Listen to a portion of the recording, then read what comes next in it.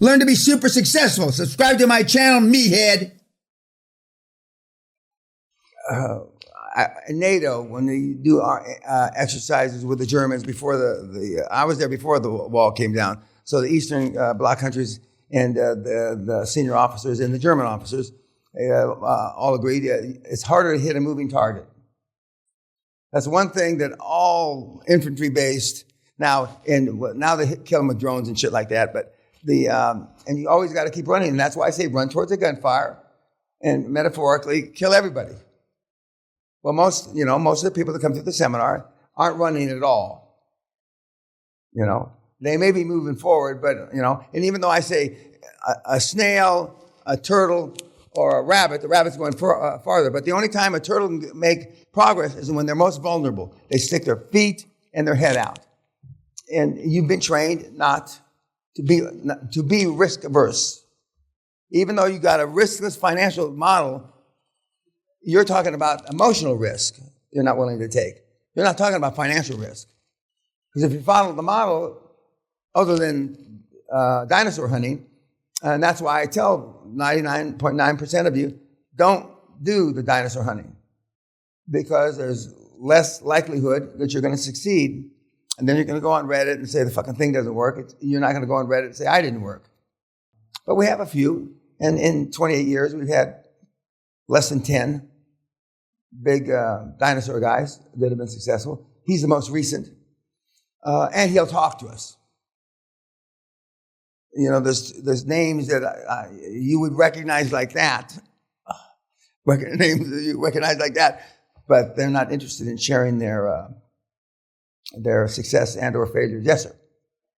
Mr. Peña just said that you used to go to which meetings to get information to where to invest and when, you said? No, well, I mean, there's the tombstones that they put up after a $10 or $20 billion deal, all the banks and all the companies that were involved. That's a prospect list. I used to go read annual reports. That's why Warren Buffett reads annual reports day in and day out. That's plus he reads an occasional book. I don't read the books because I haven't learned anything in the book in about 35 years. But the annual reports, because within those annual reports, and by the way, the real financial information in an annual report or accounts, yearly accounts, are the footnotes. All the rest is fluff bullshit. You read the footnotes. And Siemens, Ford, Berkshire Hathaway tells you what they're going to do over the next 15, 30, 45, 50, 60 months in the footnotes. It also talks about in the footnotes that the executives, the board is selling shares, okay? And they've always got a bullshit reason why they're selling shares, but normally they think it's the top of a cycle. Nobody knows more about these companies other than the board members. But the annual reports, and it's all in the public domain.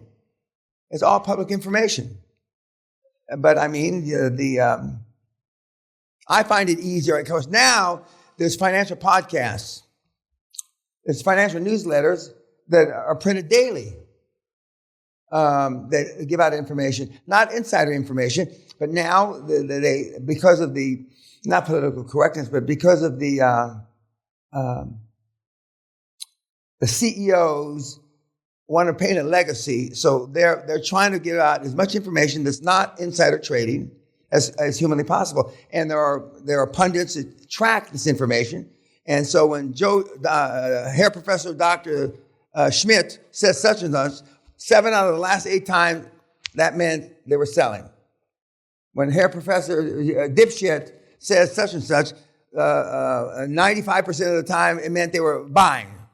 And there's all these people that they, through coding and algorithms, that, they can give you a 90% probability of what the companies are going to do. I don't like that. I want to see them said they already did it in their annual report.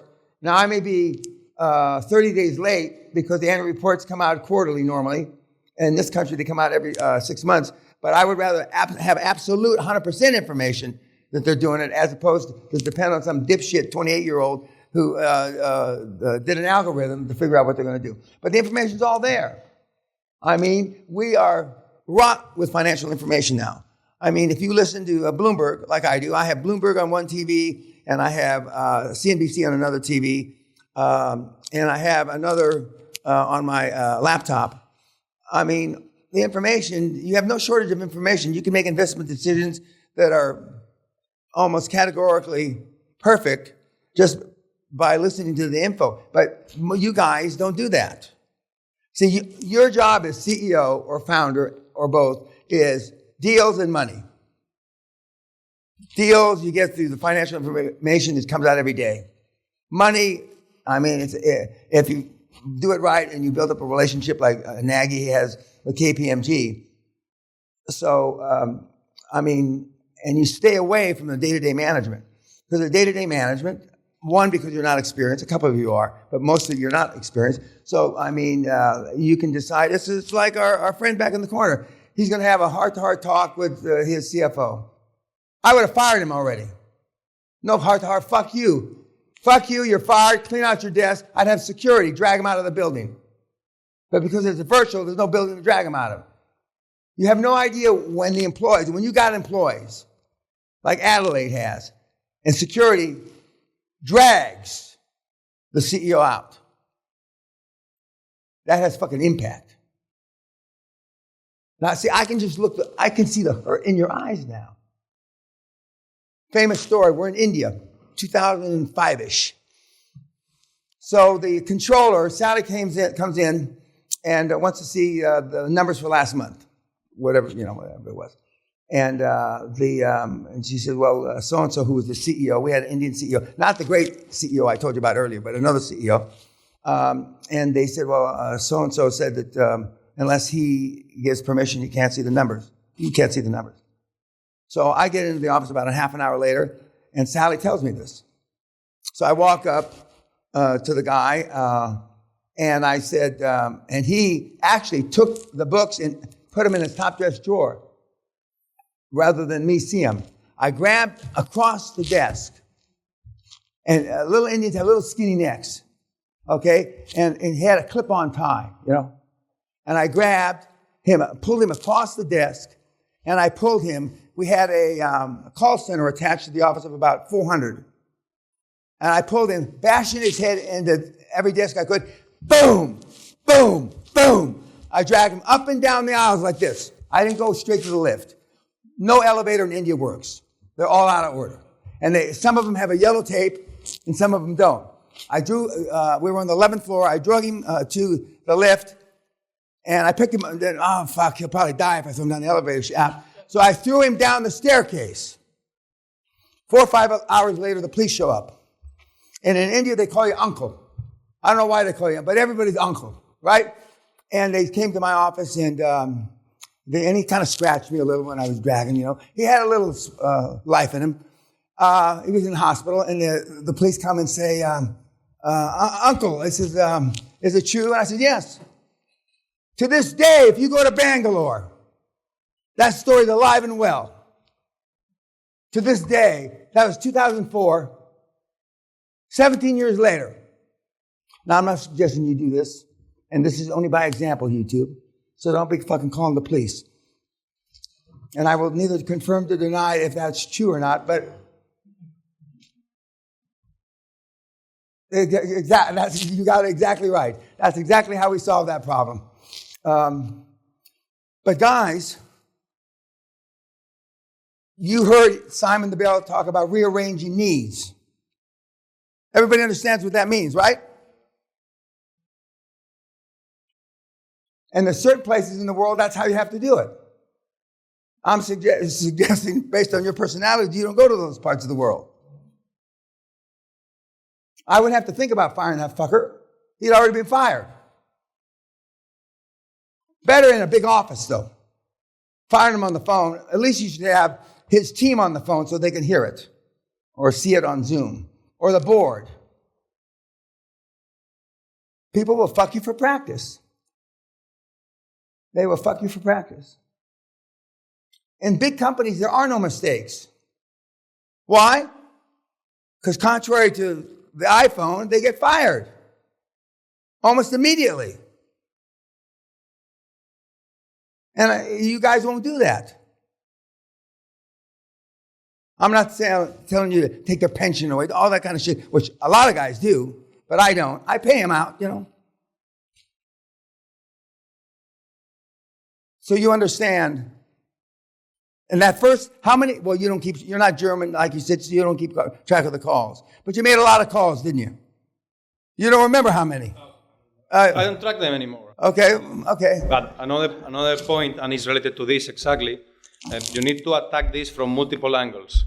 I'm just quoting him. And it's true, because the value chains in this type of projects are so complex. There are so many pieces that you need to connect. Correct. That you just need to... A lot of dots to connect. Exactly. And unless you act and take action, you will not clarify the vision. And then if you don't have the vision clear, you don't have the strategy. And then, well... And you get tired. You get buyer's remorse even before you buy anything. And you get, I had a world-class salesman several years ago, and we finally had a board meeting, yada, yada, and his fiancée was there. And she says, Chris looked at the phone for 45 minutes. This is when he was starting the cold call. This is a great salesman. He looked at the phone 45 minutes, and I finally said, are you a cunt like Dan says? I wasn't there. If your significant other is really supportive, that's what they tell you. Are you a cunt like Peña says? Now, see, none of your significant others are going to tell you that. In fact, I can see the look on your face. You'd be insulted. You'd be hurt. We'll see how many get support. I'll bring up that one, a guy sleeping in his parking lot or his driveway. Well, you've already missed Christmas. Okay, let's see. The next big one is Valentine's Day, right? And then the birthday, and then the anniversary, and then the this and that. New Year, you're going to be home for New Year's, unless you go fuck around like you should. But anyway, you're going to be home for New Year's. Yeah, exactly. Why don't we celebrate Christmas in January? Because Daddy was here or where or someplace or in India. But Simon's telling you the truth. It's hard. Coincidentally, and I knew that Semi over here could relate to that. And if he hadn't, he'd still be making calls and wouldn't be here if he hadn't gotten that money. And it's a bitch. And that's only the first step. And if you focus on that, you'll never get to the second step.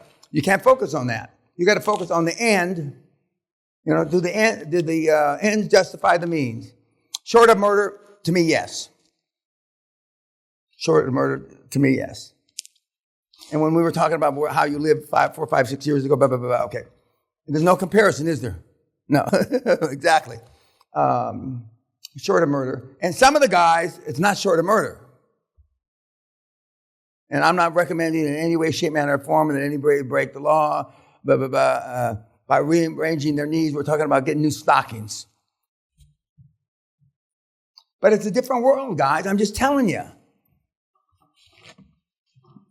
And these are we got a lot rougher, tougher, but they don't talk. They don't want to be on camera.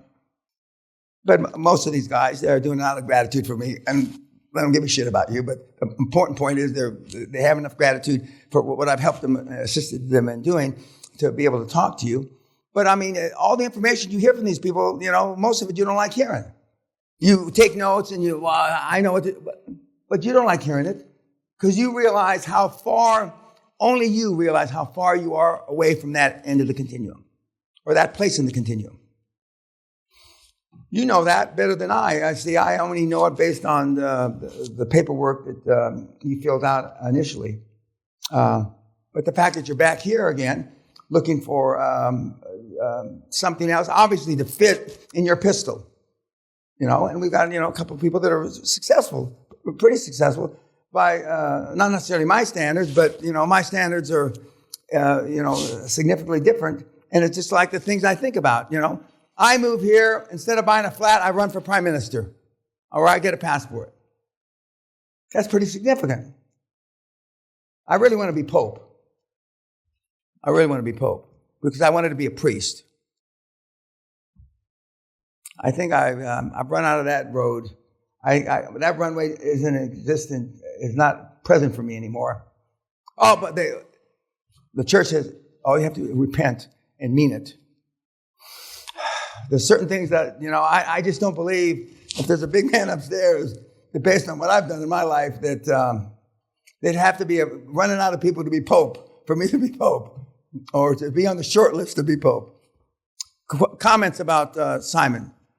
He's a thin guy now. I mean, Simon, you look good. I'm telling you, you lose 140, 50 pounds. I mean, yes, sir. That meeting was what was it, in August? Yeah, correct. August. Correct. Since then, how many? Well, the 1.2 billion deals closed, and now he's working on another energy. He told you the deals or the areas, and the areas: healthcare, telco, internet, IT, and because even no matter where you are in the world, people want to live longer. It's, and people are living longer now. If you were born in 2021, and you're a girl, I think you can live to 91.5. If you're a guy, almost 90 years, which is a far cry from when I was born or when several of you were born. And what does that mean? We need more hospitals. We need more home health. We need more assisted living. And when I told Rick Scott this back in 85-ish, I didn't realize then healthcare was going at about 7% a year. Now it's pretty much 20% of GDP for all the major countries, Western countries. Not just Western, but I mean civilized countries, what they call civilized. It's not that high in African countries, etc. But I mean, Anelli, his goal is he wants to be the richest man on the African continent. Now, that includes Saudi, because that's the continent, okay? I mean, there's some big fucking rich guys. And he's 40 now, which is young to me, but I mean, he's 40. And based on what he's done so far, you can't count him out. I mean, created 600-700 million in 40 months. It's not the best I've got, but it's one in the top 10. Now just think of that. 40 months, 700 million. Some of you have been out of the seminar 40 months. And he's not the best. Yes, sir. He also alluded to this with other words. He said, it's fucking hard, persistent. It is hard. It's a 24/7, 365 thing. And if you're not willing to do that, not even think of doing something. And like he said, if you're going to try, or I actually said it, I remember what he said from the last webinar. If you're going to try, then it's not. The question I get most from the Netherlands, Scandinavian countries, etc., can you do this part-time? That's the question I get from those, the nice countries, what I call the nice countries, civilized countries, as you would, where they take care of you from the womb to the tomb. I think they're honest. Huh? I think they're honest. Yeah, well, they are, but but to me, that sense of honesty. Well, I'm honest too. I'm not going to say this anymore. I'd fall down and crack my head open before I'd lie. But I'm not going to say that anymore. I went back and I was looking at the fucking sidewalk, and the lights were out, so it was black. So Sally said, "Why don't you go where the lights were?" That's a good question, but I didn't. So that's hindsight. Hindsight's always 20/20. But I know I'm honest, and the other end of the continuum is honest, but the other end of the continuum will equate to sensitivity equals poverty. And if the countries weren't socialistic and taking care of them from the womb to the tomb, most of those people had starved to death. Yet, in that part of the Vikings came out of there. And they came down and raped the Scots and turned into the Picts, and the Picts beat the Romans. I mean, what happened to all that fucking energy? What happened to all that fucking chutzpah? What happened to all that fucking balls? What happened? We were talking about the Spaniards used to be crusade. What happened? They got civilized. That's what happened. The Germans used to kick the shit out of the Romans. In the books that are written by whoever wrote them, they swung down like animals, like from the trees. They're talking about the Huns, which are the Germans. And that died out more recently, and we know all know why it died out more recently. But what happened? We still have it in us. We still have it down deep. You know, the DNA doesn't disappear in 50, 80, even 1,000 years.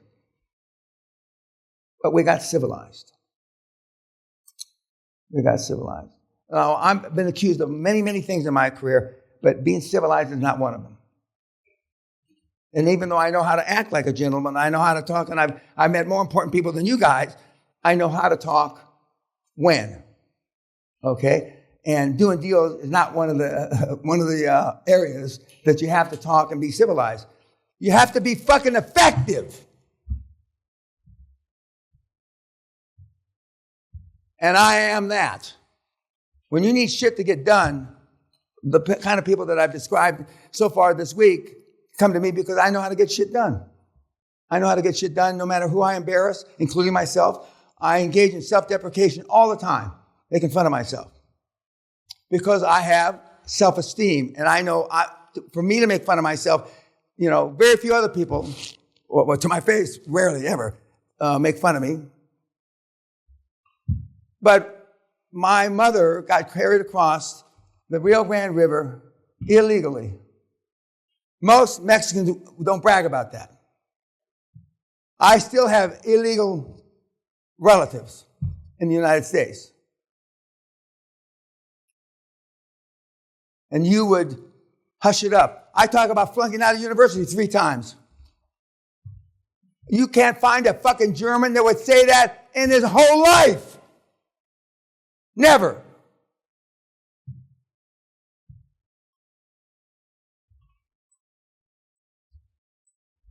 Yet I met 5 presidents, none of which in the White House. When we go to the Pentagon in a few weeks, it's not likely, well, I shouldn't say that, you know, I haven't seen my agenda yet. All I've seen is my acceptance and yada, yada, yada. And I still have a top secret clearance. I hadn't even thought about that until you mentioned it earlier today, which most people that haven't been in the military or don't know what that means. It not important for you. And it's certainly not important for this model. So, but I mean, you heard it. And he said, it's fucking hard. And he says, it takes longer, costs more. And and when I told him, first of all, I told him, don't go dinosaur hunting. That was my, because, you know, he was already, by your standards, rich. So why would you go bust your balls, almost lose your fucking net worth? Because he knew, when he heard me, after he heard me, he said, fuck, I'm wasting my time.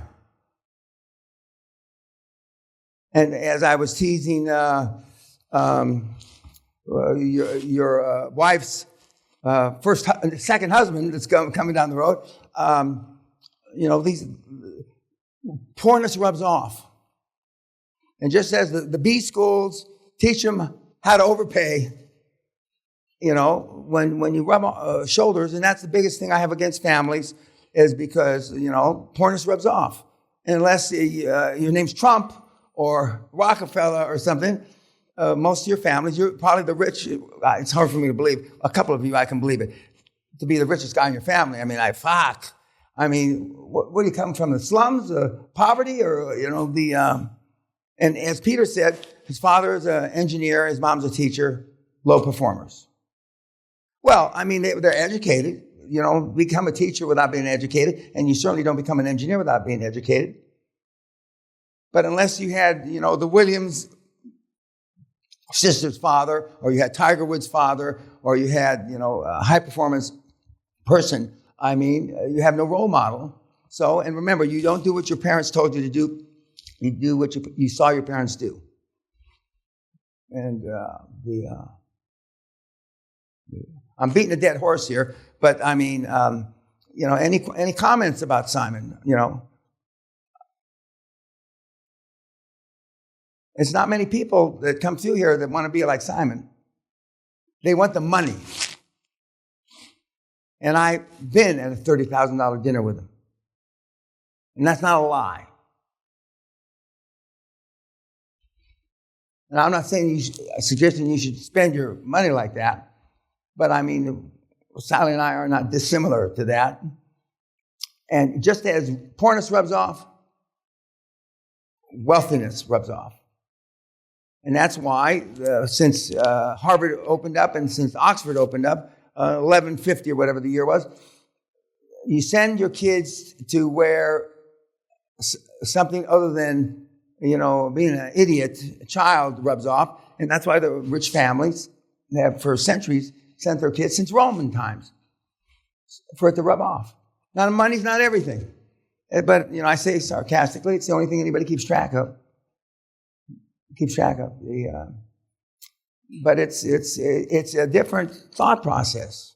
And as Simon said, it's a different thought process, and it is. And hopefully this is getting you one step. Some of this rubs off. At the end, I'm not going to ask you yet, but you already know of the people you've heard so far, and the people that you heard from the initial seminar.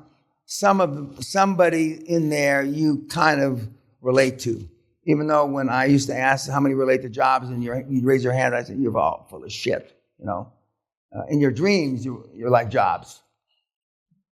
But Peter, who I believe, not putting any pressure on you, Peter, that you'll more relate to him. And he's super rich. So it is, you don't have to be Simon. So we have Simon, then Peter, which is a big contrast. Big contrast. And there are other people, a few like me, not many. But Simon is a ruthless fucker. Now, he is ruthless. Some of the kids call me ruthless. I'm tougher than he is, but he is ruthless. He is ruthless. And he moved to Asia for more opportunity and pussy. I reminded him, as you heard me in the tape, but in one of his originals webinars, that's what he said. And so of course, he's now married. And you heard he wasn't with his wife 7 months during Corona. 7 months. I don't think I've been away that long. No, I know I haven't been away 7 months. I've been away 4 or 5 months a few times, but not 7 months. And that may be a bridge too far for most of you. And but when your wife's telling her second husband, I mean, I could have took 3 or 4 months, but honey, 7 months is too long. Too long. And even though I chuckle about you not being supported by your significant others, I'm trying to make light of it, so when it happens to you, it's not a shock. It's not a shock. There's a reason why I don't travel alone. Sally hasn't let me go anyplace alone in decades. And I always consider myself pretty trustworthy. I try to sell Sally on that anyway. But I mean, in decades, I can't remember the last time. And she's pissed at me now. I knew I should have come back and walked back with you when I fell on my head last night. So, but I'm blaming her forever now. Okay, she brought it up, so she feels guilt about it. Well, I'm going to make sure that she doesn't forget that goddamn guilt. Sally, it's like, remember I fell in a pothole during the Remembrance Parade, at Forfar a few weeks ago, and a big hole in the pavement on the high street. And if it wasn't that 91-year-old man that caught me, I would have, fallen then. And so now Sally's going to be on me like a guide dog now. In fact, where's EJ? She had EJ come and meet me to walk, and it's not dark. And then Kat, are you all right, Mr. Peña? Yeah, I'm fine. By the way, when I yell and my adrenaline, I have less pain in my body. So I'm sure there's something chemical about it. I'm positive there's something chemical about it. So anything else you want to say or not say about Simon the Bell. Okay, YouTube, thank you.